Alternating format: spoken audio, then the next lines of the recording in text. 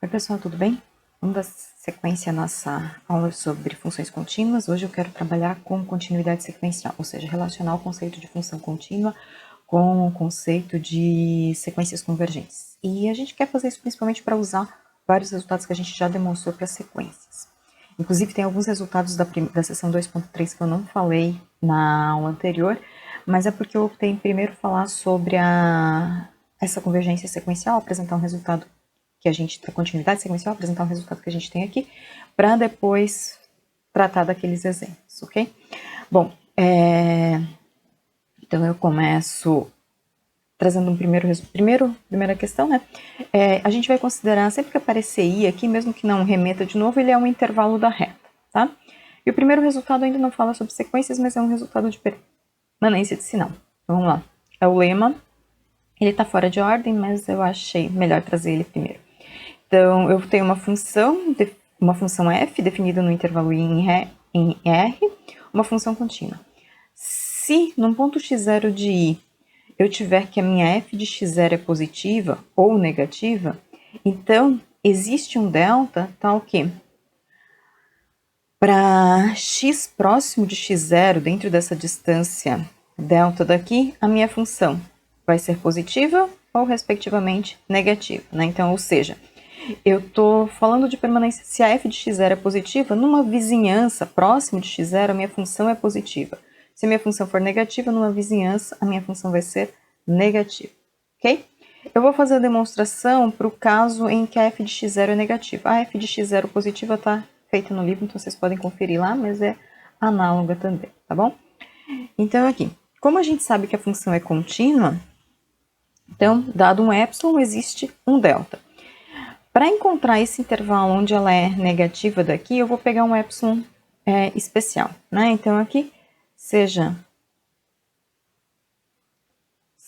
epsilon igual a menos f de x0 sobre 2. Como a minha f de x0 é negativa, então quando eu estou pegando negativo, isto é positivo, tá? Então, como f é contínua,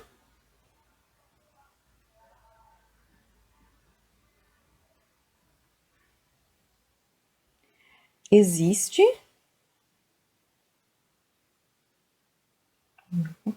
um delta maior do que zero, tá o quê? O que acontece? Para x pertencente a i com distância x menos x0 menor do que delta, isso implica que a f de x menos a f de x0 é menor do que epsilon. Bom, mas o meu epsilon eu estou tomando menos f de x0 sobre 2.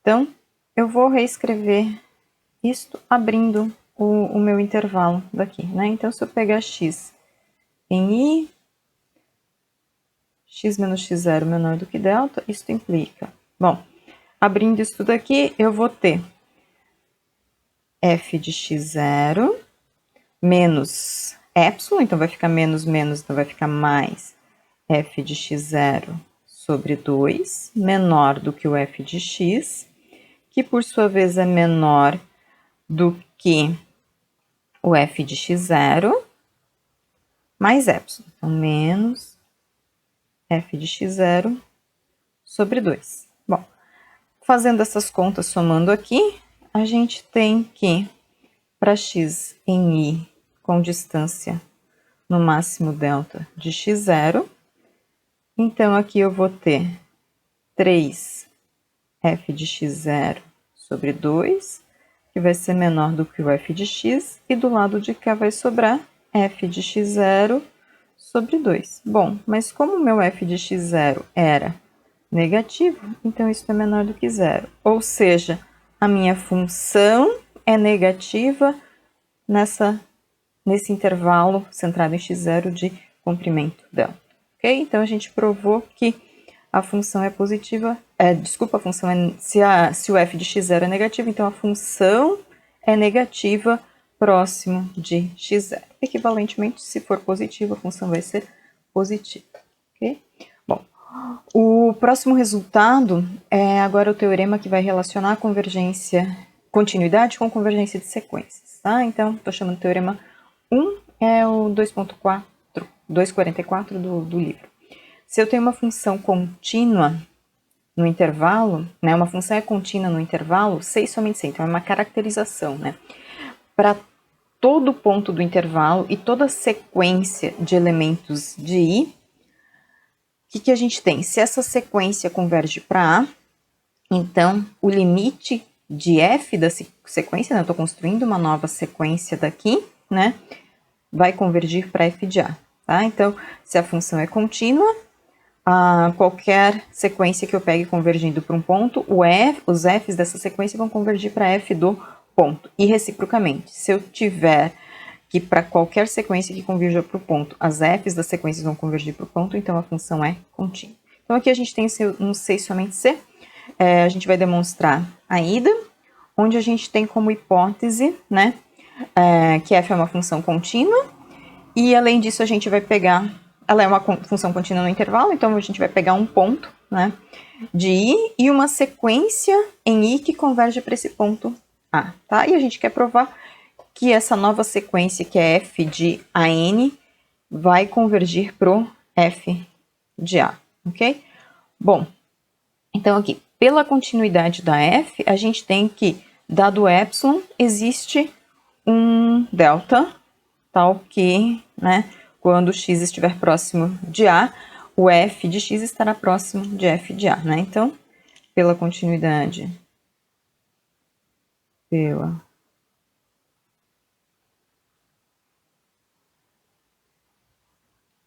f, segue que, dado epsilon maior do que zero, existe delta maior do que zero, então, o que acontece? Se o meu x estiver em I e a distância até A for menor do que delta, então isso implica que f de x menos f de A, né? Os f de x estão próximos do f de A, ok? Vou chamar isso aqui de 1. Bom, como a n é uma sequência em I que converge para A, então a gente tem que, para um dado epsilon 1, a partir de um determinado n, todos os valores de n estão tão próximos de A quanto a gente quer, né? Então, aqui, como a n converge para A, então,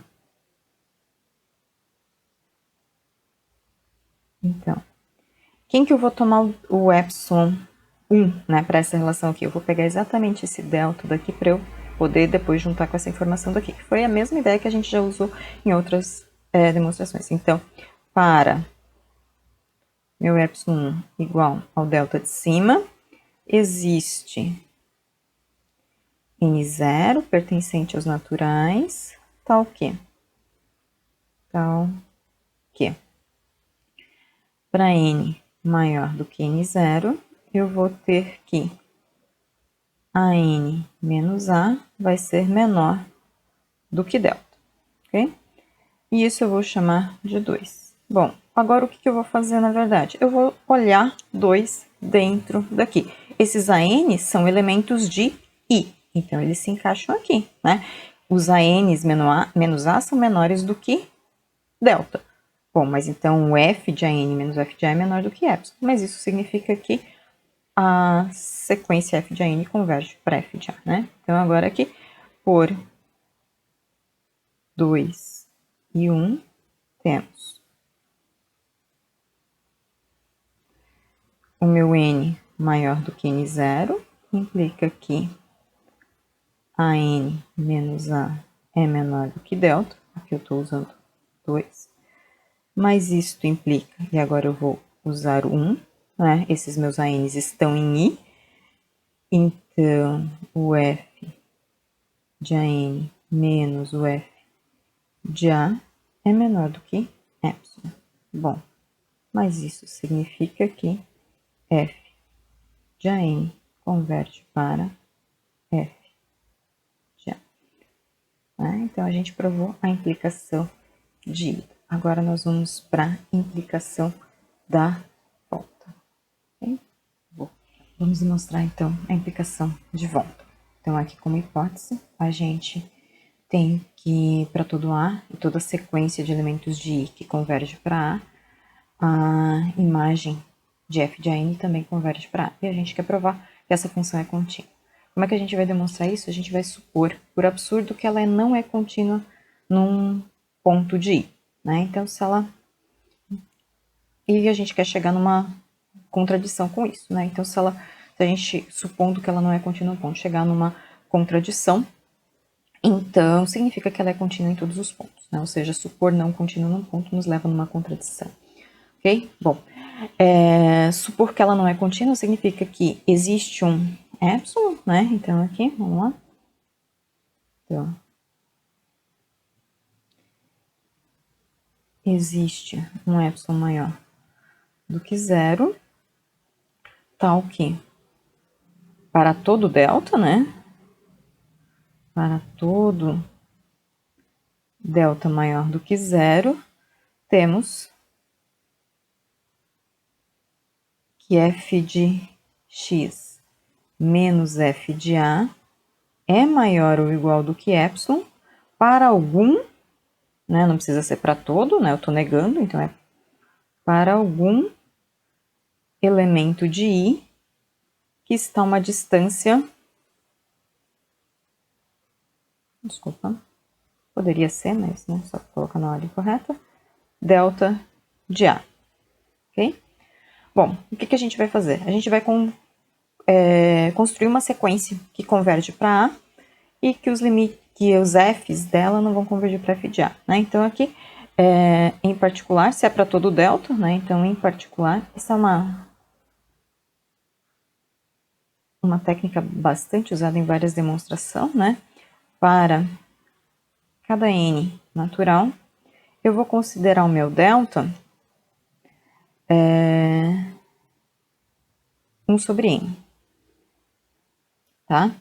Para cada n e delta igual a 1 sobre n, né? Então, é para todo delta. Então, o que vai acontecer? Vai existir um elemento de I cuja distância de A é menor do que 1 sobre n, mas as f's dele vão ter maior do que epsilon, ok? Então, aqui existe a n pertencente a I, tá o quê? Tá o quê?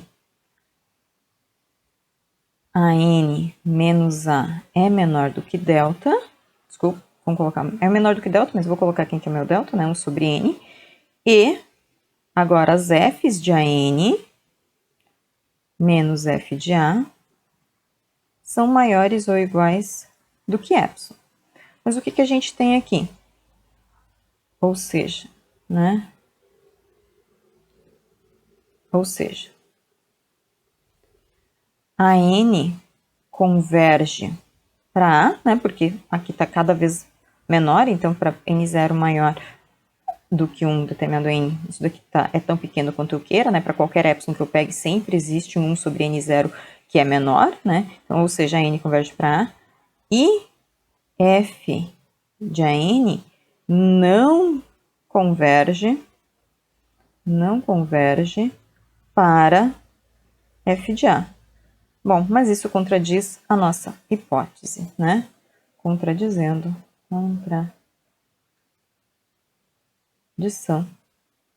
com a hipótese, com a hipótese. Portanto, f é contínua. F é contínua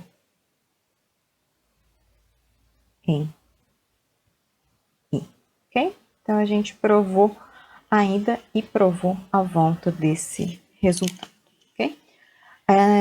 Próximo eu trago um exemplo aplicando esse resultado, tá? Então, considera uma função f definida desta forma, né? Definida por partes, e é uma definição, né, várias funções exploram isso, né? Tem uma definição para os racionais e uma para os não racionais. São funções que não aparecem em no primeiro estudo de cálculo, né? Porque são funções mais complexas, né? É difícil de entender o que é essa função. Ela é módulo de x quando o x é racional e ela é zero se o x é irracional, tá? O que a gente quer fazer? Né? A gente quer provar que a f é contínua no zero, mas é descontínua em todos os outros pontos, ok? Bom, então vamos lá para a nossa solução. Primeiro vamos provar que ela é contínua em zero. Para provar que ela é contínua em zero, o que a gente vai pegar? A gente vai pegar qualquer sequência convergindo para zero e mostrar que a f dessa sequência converge para f de zero, que é zero, tá? Então aqui, solução, então aqui, continuidade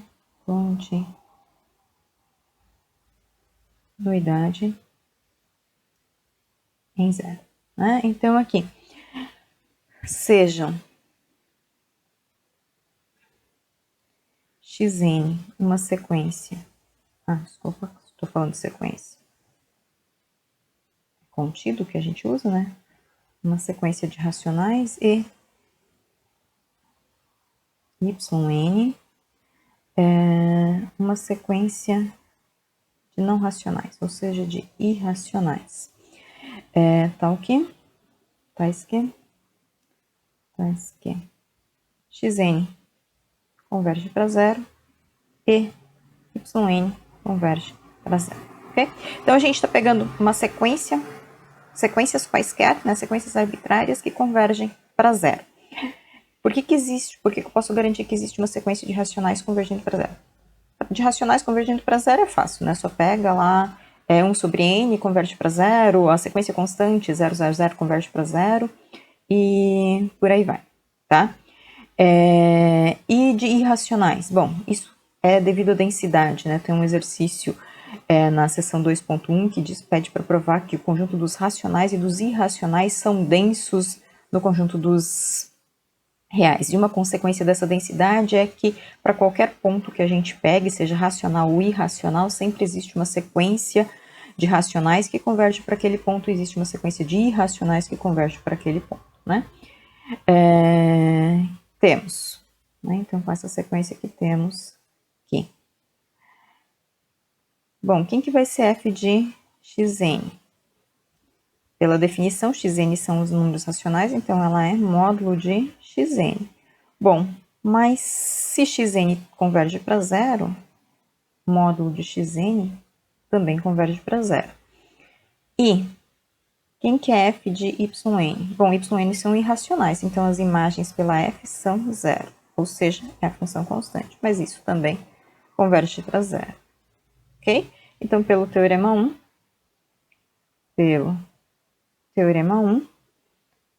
f é contínua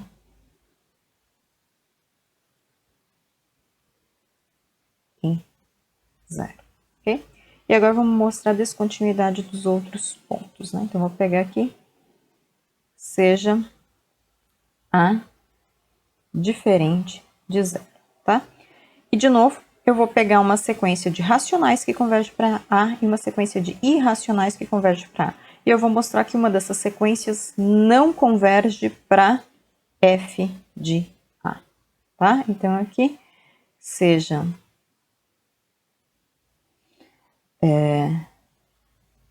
a n contida nos racionais e bn nos irracionais, né? Tais que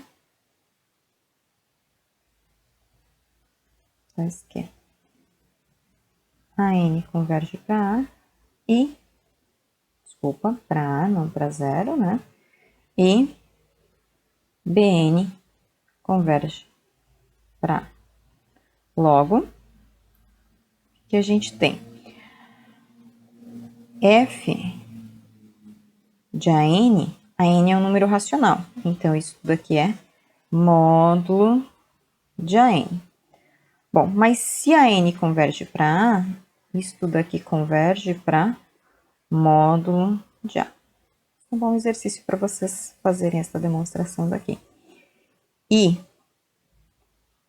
f de Bn, como o meu Bn é irracional, então isso tudo aqui é zero. Bom, mas a sequência constante converge para zero, ok?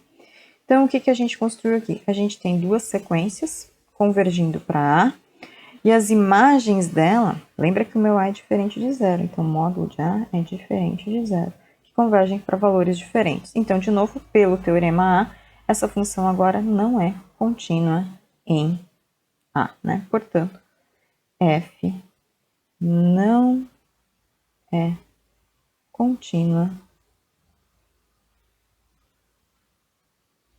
em A diferente de zero. Okay? Então, é um exemplo bem interessante para ser feito. Okay? Bom, trago agora uma proposição que é uma das grandes motivações da gente trazer esse teorema. Assim, deixa eu só comentar assim, outros exercícios que trabalham com essa questão de definição para racionais e irracionais podem ser resolvidas usando isso daqui, né? E alguns exercícios desses já aparecem na sessão anterior, na sessão de continuidade, que ainda não tinha falado de continuidade por sequência. Mas se vocês quiserem resolver usando sequências, também podem, porque é uma resolução bem interessante e bem bonita, tá? Quem quiser resolver usando outra técnica também pode, não tem problema nenhum, tá? Bom, então aqui eu quero trazer essa proposição 2, que é a 247 do livro, que vai falar de continuidade da soma, da diferença e do produto, tá? A proposição 3 vai falar sobre a continuidade do quociente, só que para essa eu preciso só fazer um comentário, então por isso que eu deixei ela separada, tá? Então, o que acontece aqui? A gente quer usar o resultado que a gente tem do Teorema 1, tá? E o Teorema 1 a gente provou que todas as... que se duas sequências convergem, a soma dessas sequências também converge, né? Então, na verdade, aqui a gente quer usar exatamente esse resultado, tá? Então, aqui para demonstração, então a gente vai ter algo bem relativo aqui, né? Então, vou pegar uma sequência, né? Então, aqui seja N, uma sequência em I, tá? Tal que converge para x0, né? Tal que limite de AN é x0, ok? Como F e G são contínuas,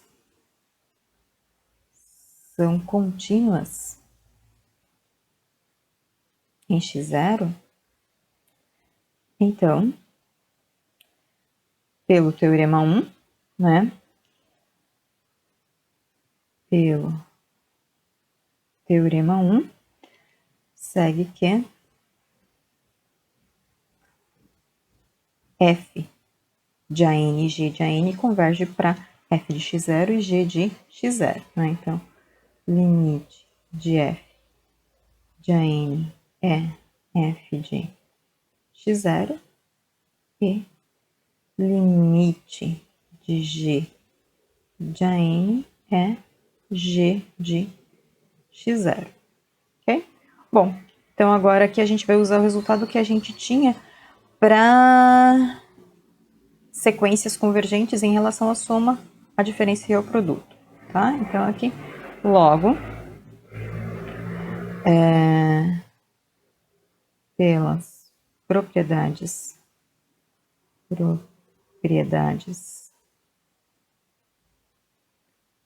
de convergência de sequências,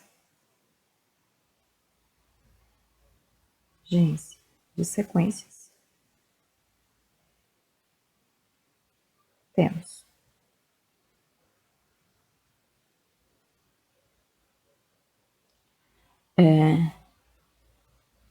limite de f mais ou menos g de n, né? Isso tudo aqui, definição do que é função soma ou diferença, né? Isso é mais ou menos a g de an, bom, mais a convergência da soma converge para soma dos limites. Então, esse é o limite de f de AN mais limite de G de AN. Agora, por hipótese, isto daqui nada mais é do que f de x0 mais ou menos g de x0, pela definição de soma, né? Isso é f mais ou menos g em x0. Portanto, a soma ou a diferença é contínua, né? Então, portanto, f mais ou menos g é contínua. E do mesmo jeito, né? Então, se eu colocar aqui. E do mesmo jeito, se a gente pegar o produto, eu vou fazer um pouquinho mais rápido aqui, né? Então, f vezes g de AN, isso é limite, definição do que é o produto, né? AN, opa, G de AN, né? Bom, mas aqui eu estou usando agora a definição de produto de sequências, né? Então, isso é f de AN vezes limite de G de AN. Bom, mas isso agora ficou f de x0, G de x0, que nada mais é que f vezes g de x0. E o meu produto também é contínuo, ok? Bom, agora a gente vai para outra proposição que vai falar da continuidade da função quociente, tá? E daí agora aqui, só para colocar o que a gente tem aqui, né? Lembra que a gente, para falar do quociente, a gente precisa garantir que a função g, né, quando a gente tinha lá, deixa eu colocar aqui, quando a gente tinha limite de sequências, né, limite de AN sobre BN, o que a gente tinha como hipótese? A gente precisava ter que BN fosse diferente de zero e o limite de BN também fosse diferente de zero para a gente aplicar o quociente, ok? Então, aqui, a gente precisa ter que o g de x0, que eu vou, né, fazer o limite do quociente, então eu vou ter f de x0 sobre g de x0, então o g de x0, tem que ser diferente de zero, e, além disso, né, g de x tem que ser diferente de zero para x próximo de x0, ok? Bom, e então colocar essa questão na minha hipótese, eu não estou tirando muita coisa, né? Na verdade, é suficiente eu considerar g de x0 diferente de zero, porque pelo lema que a gente começou a aula de hoje, então ele garante que se g de x0 é diferente de zero, então numa vizinhança para pontos próximos de x0, a g é diferente de zero.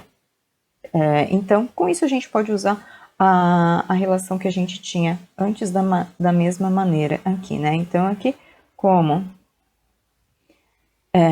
isso daqui pelo lema, né? Pelo lema. Então, aqui, como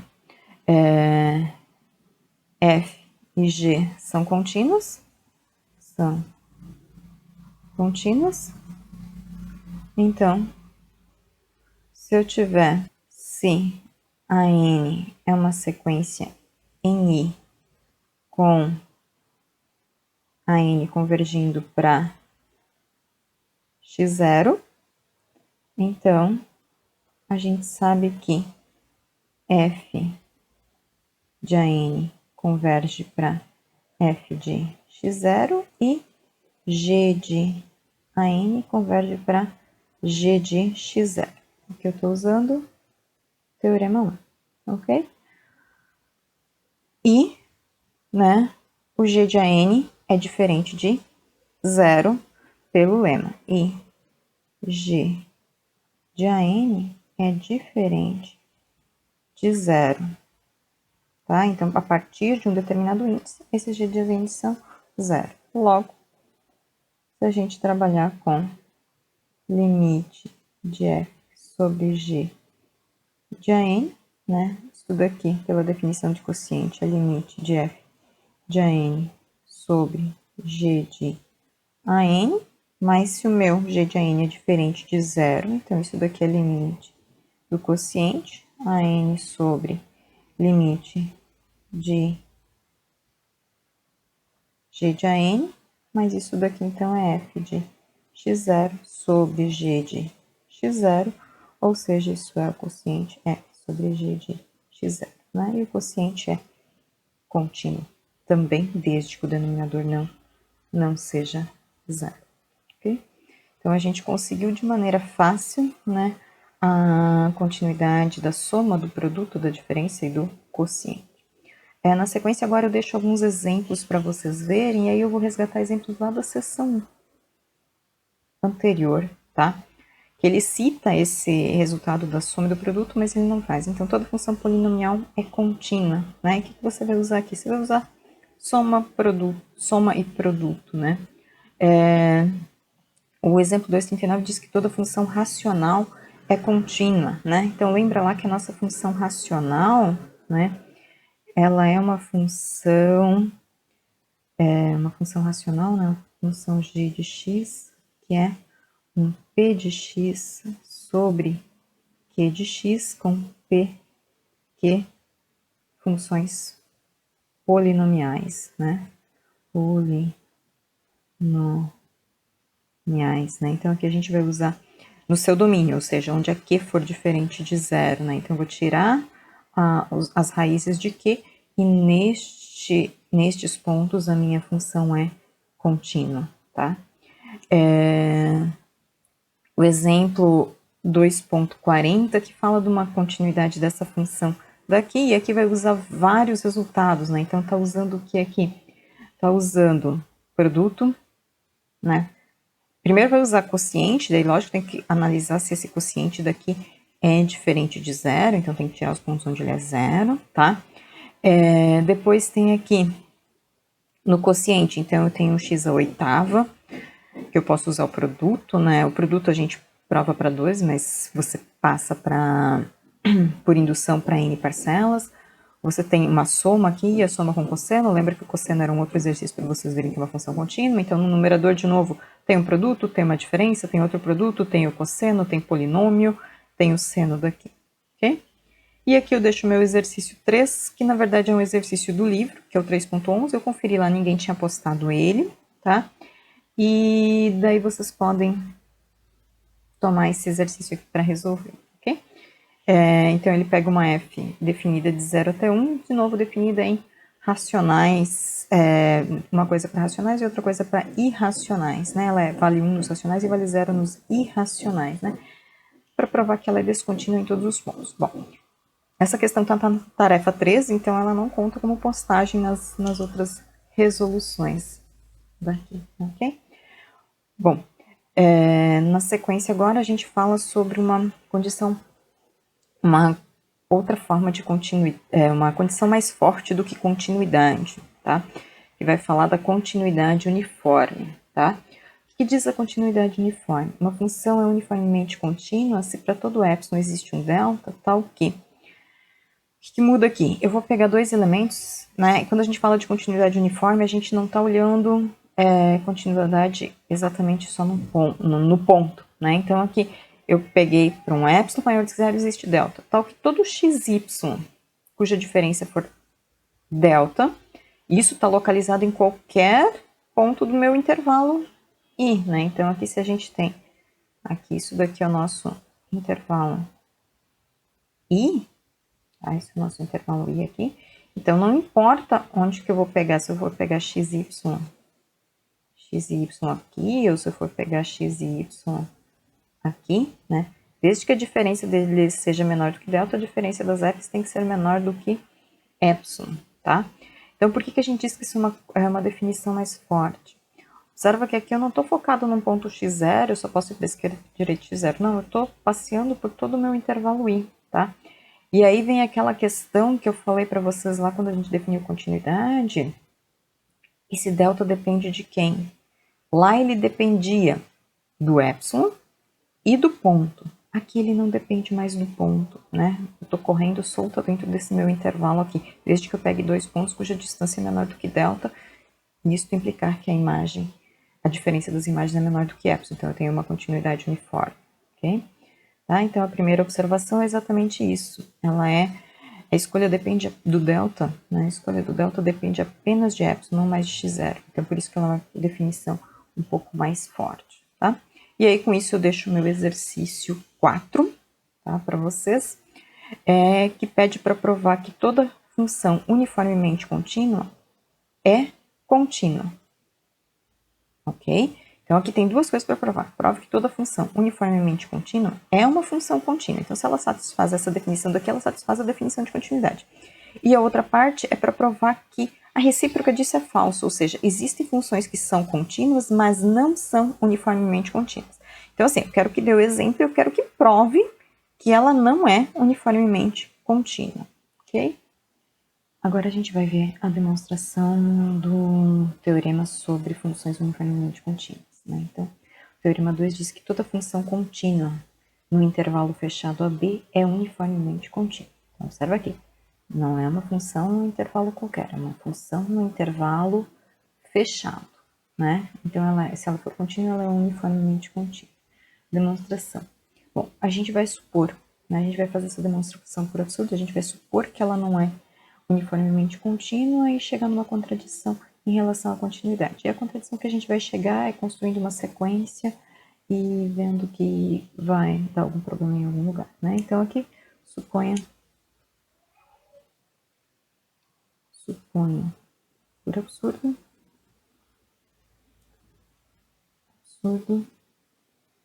que, vou colocar assim, entre parênteses, né, que F não é uniformemente contínuo, ok? Bom, então, a definição é que para todo epsilon existe delta, então aqui existe um epsilon maior do que zero, tal que para todo delta, tal que para todo delta maior do que zero, existem, né, e não é para todo aqui, então existem x e y em AB que distam no máximo delta, mas as imagens são maiores do que esse epsilon, né, certo? X. Fazendo x menos y menor do que delta e, quando a gente olhar f de x menos f de y, isso vai ser maior ou igual do que epsilon. E aí agora eu vou tomar aquela escolha particular para o delta para me construir uma sequência, né? Então, em particular para delta igual a 1 sobre n, com n pertencente aos naturais, existem, né, xn, yn em AB, tais que a diferença entre eles, xn menos yn, é menor do que 1 sobre n, e a diferença das imagens é maior ou igual do que epsilon, tá? Maior do que epsilon. Bom, só que o que a gente tem aqui? Xn é uma sequência dentro de um intervalo fechado, limitado, né? Ou seja, xn é uma sequência limitada, tá? Então, aqui, como xn é uma sequência limitada, a gente sabe que ela tem uma subsequência convergente, né? Então, pelo teorema de Weierstrass, pelo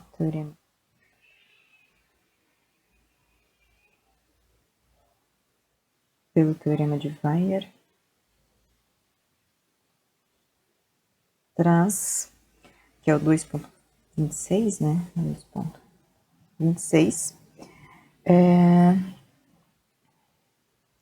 Então, pelo teorema de Weierstrass, ela tem uma subsequência limitada.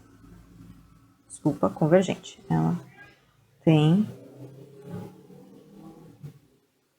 uma subsequência convergente. Então, aqui, xn k, que converge para x0, que é um ponto de AB. Ok? Bom, a gente vai observar que, né, a subsequência YNK também converge para Y0. A gente vai fazer isso usando a desigualdade triangular, tá? Pela desigualdade triangular,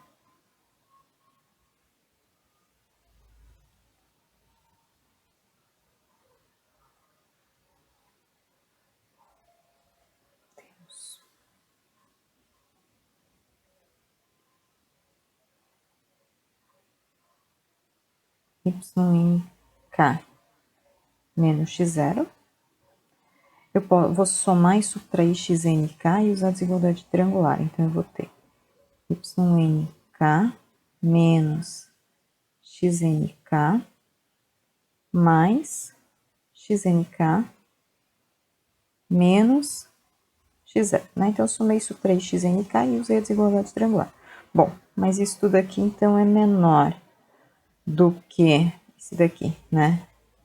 Para todo XNK é uma subsequência de XN, YNK é uma subsequência de YN, então isso vai ficar menor do que 1 sobre NK. Isso é menor do que 1 sobre NK. E estes daqui, isso tudo aqui é menor. Na verdade, esse aqui eu vou manter, né? Isso está indo para zero, eu vou deixar XNK menos X0, ok? Mas observa que isso tudo aqui está convergindo para zero, isso daqui também está convergindo para zero, né? Então, isso daqui vai para zero quando K tende para infinito. Ou seja, YNK converge para X0, né? Então, aqui, portanto, YNK converge para X0. Bom, então o que a gente chegou aqui? A gente chegou que a nossa YNK também converge para X0, ok? Vamos resgatar o que a gente tem aqui. Então, a gente tem que Xn menos Yn é menor do que 1 sobre N e f de Xn menos f de Yn é maior ou igual do que ε. A gente construiu uma subsequência de Xn convergindo para um X0 que está em AB. A gente pegou essa sequência, né, pelo teorema de Weierstrass e provou que a YNK também converge para esse X0 daqui, ok? Bom, agora eu vou usar o teorema 1 que fala sobre continuidade e convergência de sequências, né? Então, pelo teorema 1, como f é contínua,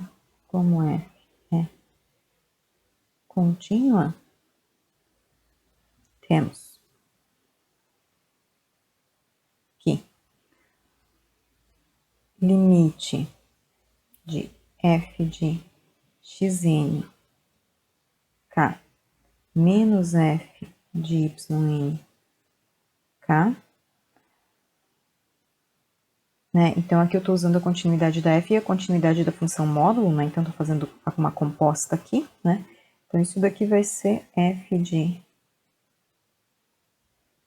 x0 menos f de x0, ok? Bom, mas isso tudo aqui é zero. Porém, né? A gente tinha que f de xn menos f de y é sempre maior do que epsilon, ok? Mas então, em particular, eu teria pro xnk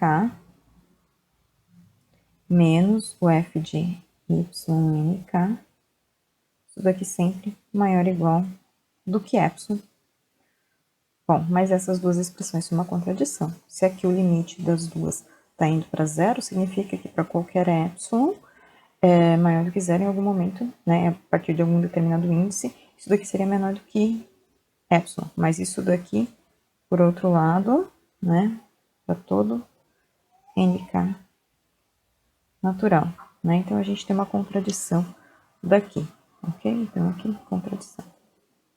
Contradição. Bom, a contradição veio que a gente supôs que f não era uniformemente contínuo, portanto f é uniformemente contínuo. Então toda função definida no intervalo fechado contínua é uniformemente contínua. Bom, agora o próximo resultado é um corolário desse teorema que diz que toda função contínua no intervalo fechado é limitada, ok? Bom, então o que a gente já tem aqui pelo teorema 2, né? Então aqui, pelo teorema 2, se a f é contínua, então ela é uniformemente contínua.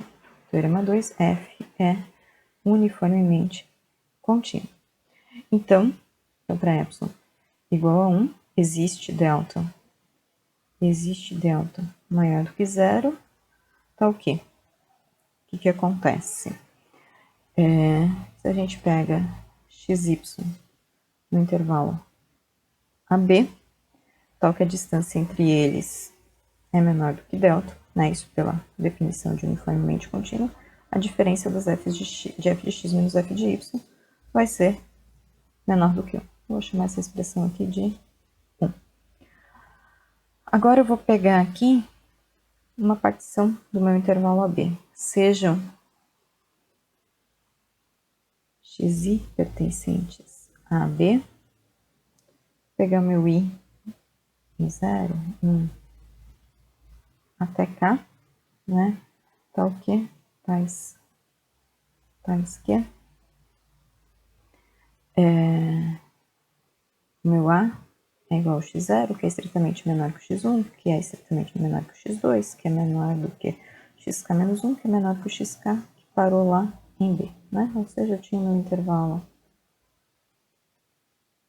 AB aqui, e eu fui pegando partições, subintervalos aqui, né? Que é o meu x0, o meu x1, e por aí vai, aqui tá o meu xk, tá?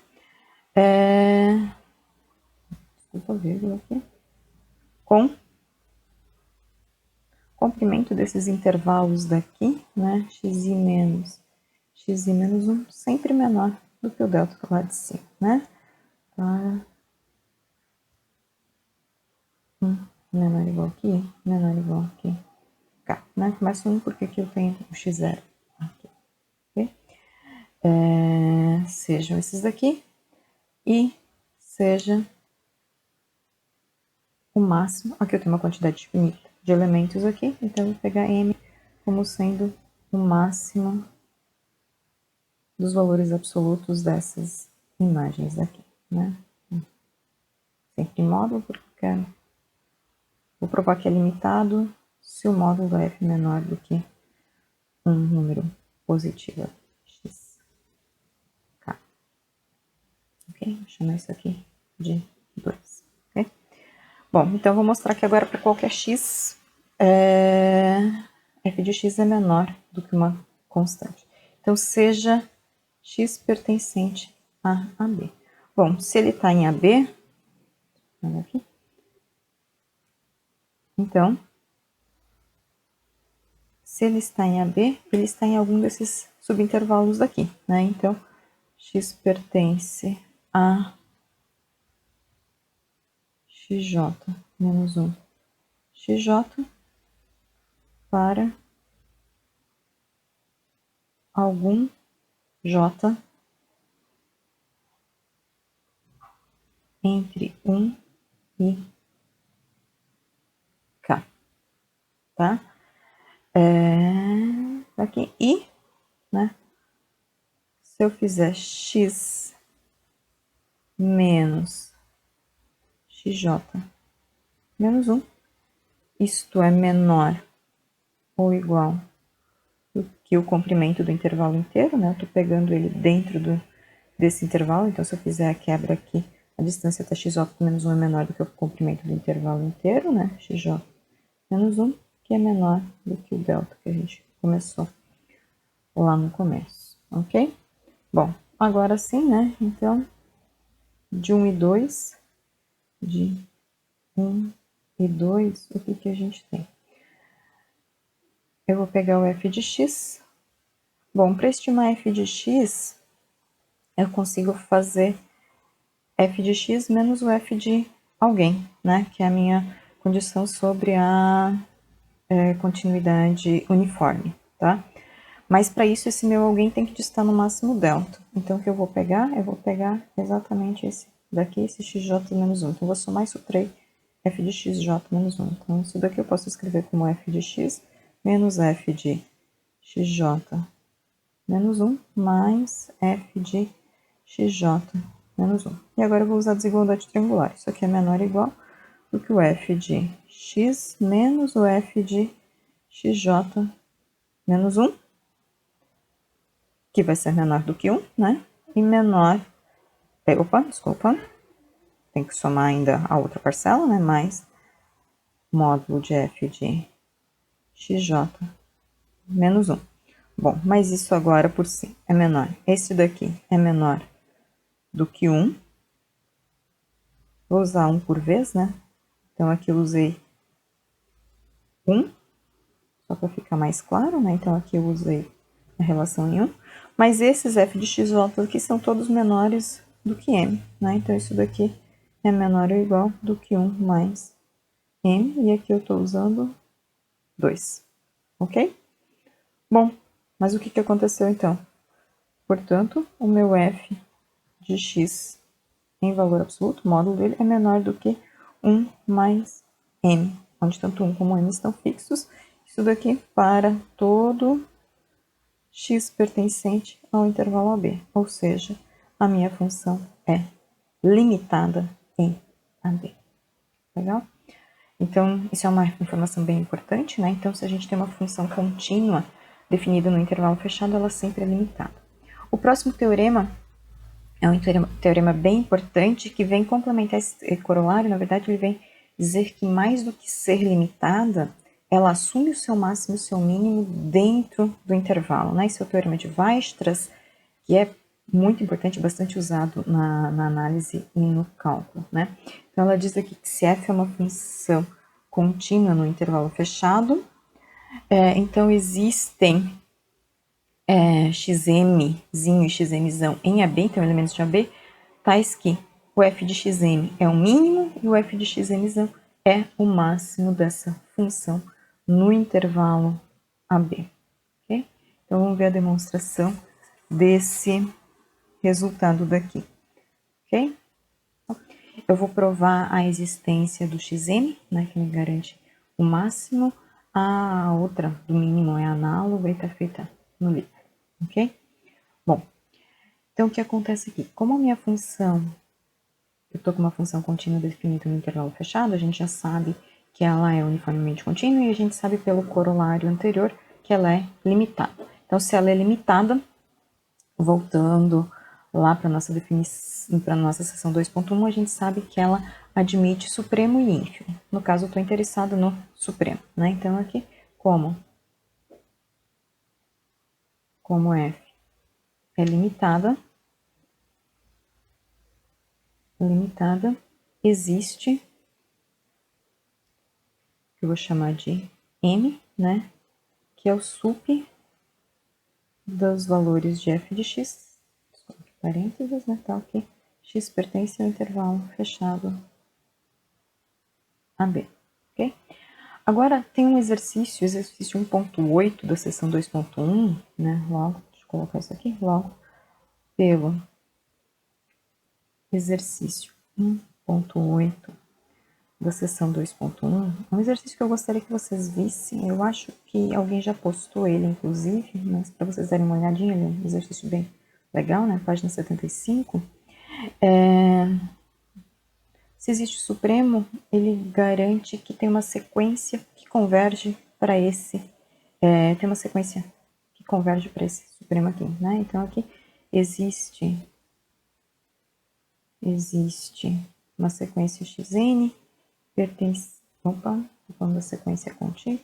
Existe uma sequência xn contido em AB, tal que f de xn converge para n. Bom, mas essa minha sequência daqui está num conjunto limitado. Então, o que a gente já usou antes, né, o resultado da seção de sequências é que se ela é uma sequência limitada, ela tem uma subsequência convergente, tá? Então, aqui, como agora a sequência xn é limitada, ela possui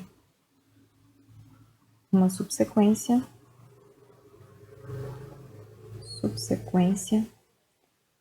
xnk convergente no intervalo, né? Convergente. Isto é, né?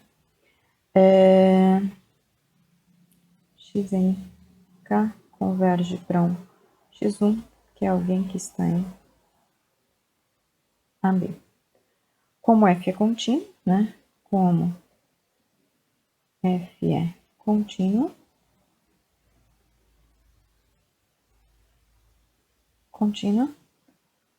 a gente sabe que f da xnk converge para f de x1. Como f é contínuo, temos que f de xnk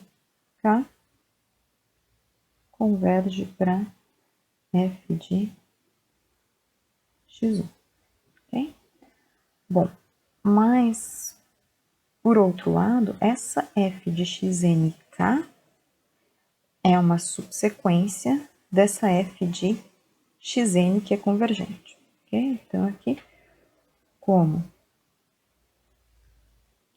f de xnk é subsequência de f de xn que é convergente, a gente tem que então, né?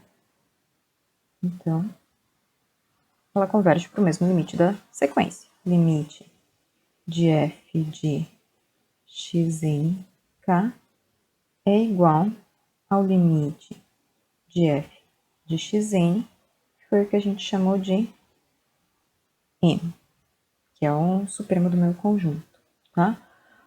Bom, mas então, pela unicidade do limite, assim, né? Assim, pela unicidade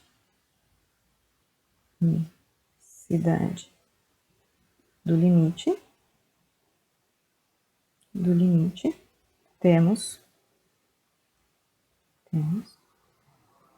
f de x1 igual a n. Ou seja, o que aconteceu aqui? Ou seja, o nosso m, que era o supremo das f para x em AB,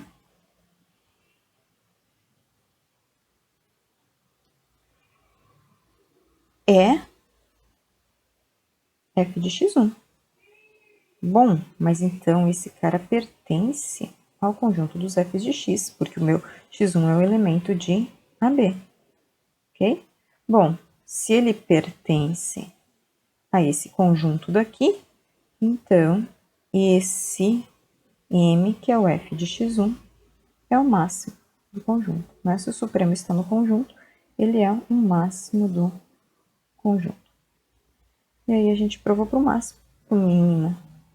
É exatamente o mesmo argumento utilizado aqui. Se alguém não conseguir fazer, ficar com alguma dúvida, pode dar uma olhadinha no livro, ok?